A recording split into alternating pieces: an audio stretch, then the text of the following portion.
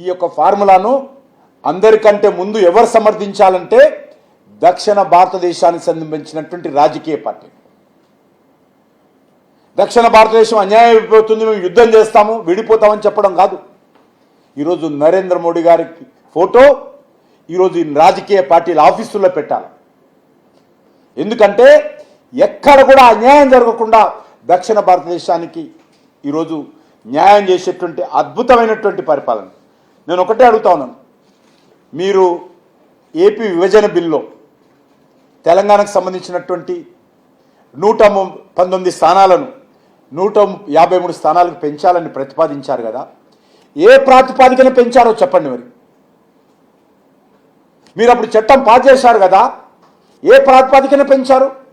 ఆంధ్రప్రదేశ్లో పునర్విభజన చట్టంలో 175 నుంచి 225 చేయాలనుకుంటున్నారు కదా, మరి ఏ ప్రాతిపాదికన చేస్తున్నారో ఈరోజు కాంగ్రెస్ పార్టీ చెప్పగలుగుతుందా? రేవంత్ రెడ్డి చెప్పగలుగుతాడా? రాహుల్ గాంధీ చెప్పగలుగుతాడా అడుగుతాను. లేదు, వాస్తవ విరుద్ధాలుగా ఆ రోజు మీరు మాట్లాడారు. అంతేకాదు ఈరోజు మరి కర్ణాటకలో 28 సీట్లుంటే జనాభా పెరుగుదలతో ఇబ్బంది లేకుండా జనాభా తగ్గినప్పటికీ కూడా ఈరోజు 42 సీట్లు పెరిగెట్టుంటే అవకాశం ఉంది. 28 నుంచి 42 సీట్లు పెరిగెట్టుంటే అవకాశం ఉంది. ఆంధ్రప్రదేశ్లో 25 సీట్లుంటే జనాభా పెరుగుదల తగ్గినప్పటికీ కూడా 38 సీట్లు పెంచేటువంటి అవకాశం ఉంది. తెలంగాణలో 17 సీట్లుంటే జనాభా తగ్గినప్పటికీ కూడా 26 సీట్లు తెలంగాణలో పార్లమెంట్ సీట్లు పెరిగేటువంటి అవకాశం ఉంది.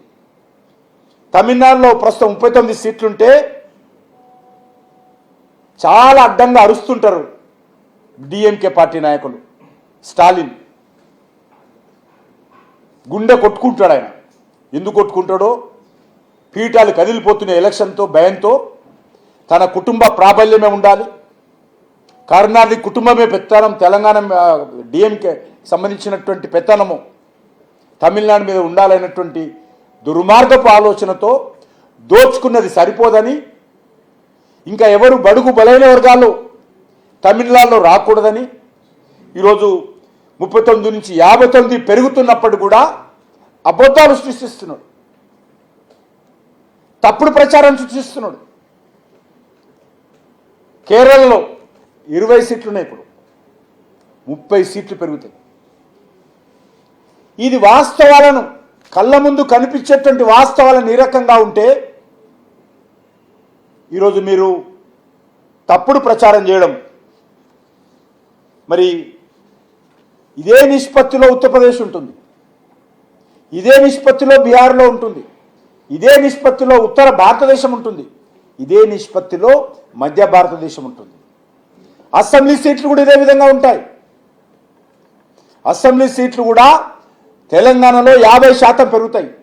ఎందుకు వద్దంటున్నారు చెప్పాలి రేవంత్ రెడ్డి.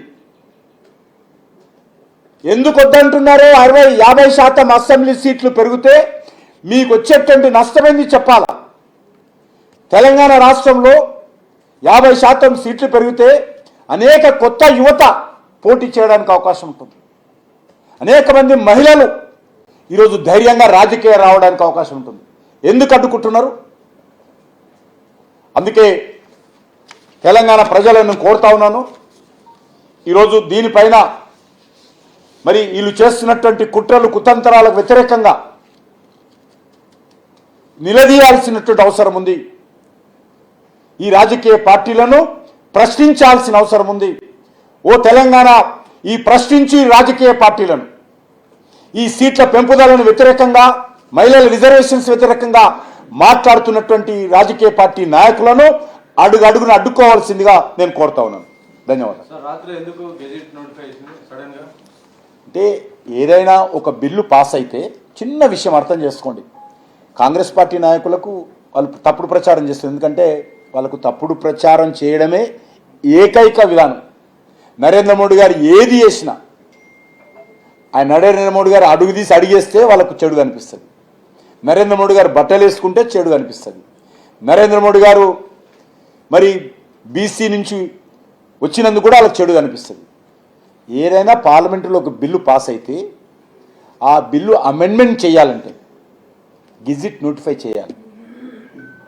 గెజిట్ నోటిఫై కాకుండా అమెండ్మెంట్ చేయడానికి వీల్లేదు. చిన్న విషయం ఇది, చాలా సింపుల్ విషయం ఇది. తొందరపడ చెప్తున్న విషయం, గెజిట్ పబ్లికేషన్ చేయలేదు. ఈరోజు చేసినాం గెజిట్ పబ్లికేషన్.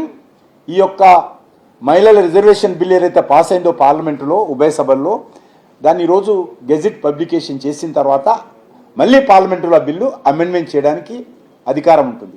కాబట్టి అమెండ్మెంట్ జరుగుతున్నది కాబట్టి ఈరోజు 4 గంటలకు దానిపైన ఓటింగ్ జరుగుతుంది కాబట్టి అమెండ్మెంట్ చేశాను తప్ప ఇందులో భయపడిపోయారు, వెనుక తీసుకున్నారు. నరేంద్ర మోడీ గారు ప్రభుత్వం భయపడేటువంటి ప్రభుత్వం కాదు. బిల్లు పాస్ అవుతుంది.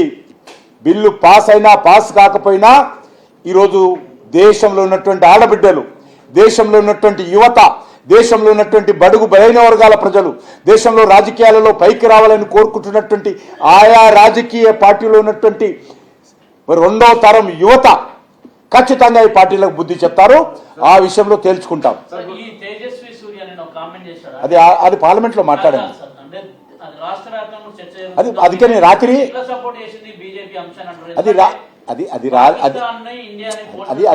రాత్రి పార్లమెంటులో ఆయన తప్పైందన్న, నేను కూడా తప్పైందని చెప్పాను. ఇంకేం చెప్తాను, పొరపాటు జరిగింది, దాన్ని తప్పైందని ఒప్పుకున్నాడు.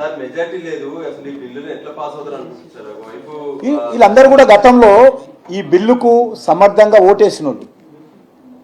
మేమందరం ఇండైరెక్ట్గా మాట్లాడితే సారీ అన్నారు. అందరు నిన్న ప్రధానమంత్రి గారు స్వయంగా చెప్పారు కదా ఈ విషయము. నేను అందరితో మాట్లాడాము, ఒప్పుకున్నారు. ఇప్పుడు పార్లమెంట్లో వచ్చిన తర్వాత మళ్ళీ దాన్ని అడ్డుకుంటున్నారు.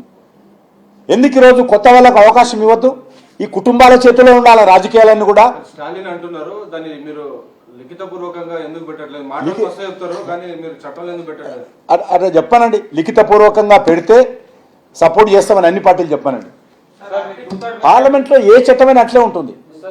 50% మీరు అంటే మాట నోటి మాట 4 గంటల పోటింగ్ జరగబోతుంది. సో ఎట్లా వ్యవహరించబోతున్నారు? ఏం వివరించేది ఉంటే పార్లమెంట్లో ప్రజలు చూస్తున్నారు. ఏం సీక్రెట్ లేదు ఇక్కడ. ఎవరెవరు బిల్లుని అడ్డుకుంటున్నారో, ఎవరెవరు మహిళా రిజర్వేషన్ వ్యతిరేకిస్తారో, ఎవరైతే కొత్త తరం రాజకీయ నాయకులు రాజకీయాలు రాకూడదు అనుకుంటారో, ఎవరైతే తమ కుటుంబాల చేతుల్లో చేతుల్లో రాజకీయాలు ఉండాలని కోరుకుంటున్నారో అందరి విషయం 4 గంటలకు ఓటింగ్లో బయటపడుతుంది. ప్రజలే దాన్ని చూస్తారు. ఆర్టికల్ 370 అప్పుడు మీరు హోమ్ మినిస్టర్ గా ఉన్నారు సార్.